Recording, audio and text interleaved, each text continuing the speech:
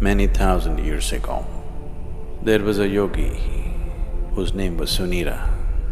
We believe Sunira was just the next generation after the Saptarishis.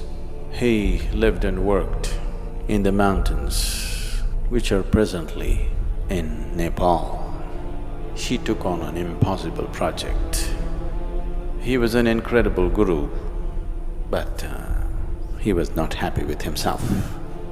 He wanted to create that kind of a being who is absolutely perfect and always. Synthetic stuff is not of 20th or 21st centuries making, way back. He wanted to create a synthetic being, a perfect being, who will become a perfect teacher, who will become the ultimate redeemer of humanity. An impossible project. But this is a man of incredible capability, so he took on such a project. And he started putting together a being of every kind of quality that you can think of. This longing must have come because this is just after Shiva, the Adi Yogi, left. They must have been missing him. They must have been missing him so badly that the longing to create a perfect being must have been a natural longing and maybe a natural project to take up. He worked through his lifetime to create this. And towards the end of his life, when this dream of creating a perfect being remained unfulfilled,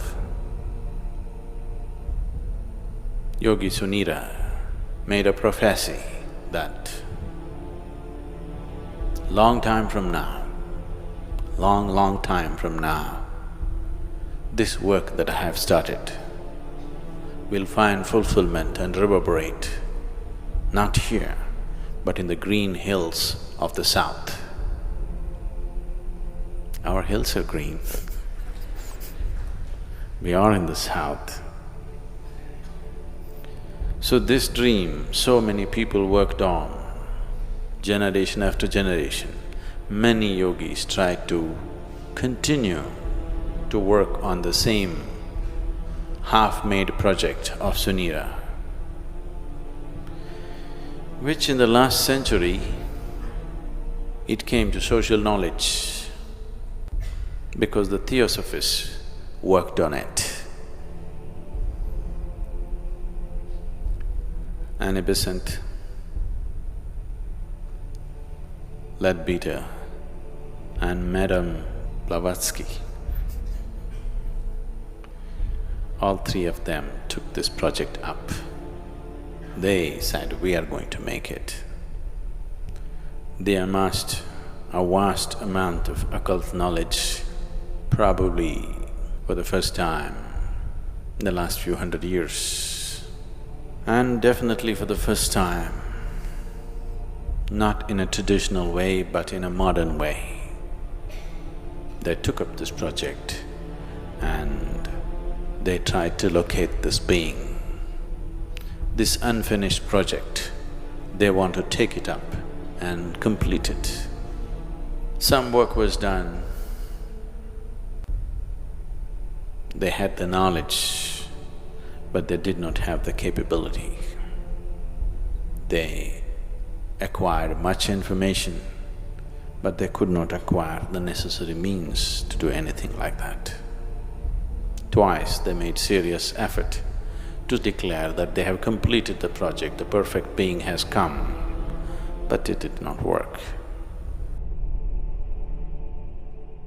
Another parallel line where another set of yogis who were aware of this Sunira's glorious but quite impossible project, and with their wisdom they started working upon a similar force to create a similar possibility, but with a completely different understanding of the same. the fruition of that parallel line of creating a perfect being, but not as a human being, is the making of the dhyanalinga.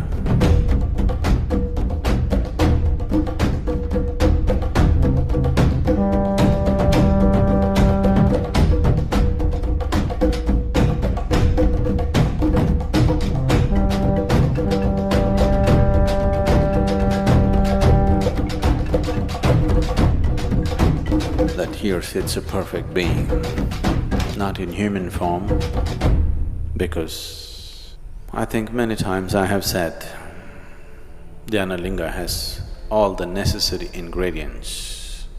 It has the energy body of a perfect being. In theory, we can give him a physical body. In theory, it is possible we can add flesh and blood to him and make him stand up and walk. But if he does that, he will no more be a perfect being, because then he'll have to eat, then he will have to excrete, then he will have to sleep, then he will have to wake up and rub his eyes in the morning. And people will find fault with him. You said you're perfect, but you're eating. You said you're perfect, you're sitting. You said you're perfect, you're standing. You said you're perfect, you're sleeping. So, it is best he remains that way. So whatever Sunira's prophecy has come true, but not the way he thought it would. Tridalam Trigudakaram Trinetram Kshatriyayudham Trijanma Papasamvaram Ekabilvam Shivarpanam Tridalam Triguna Kalo na janati tava janana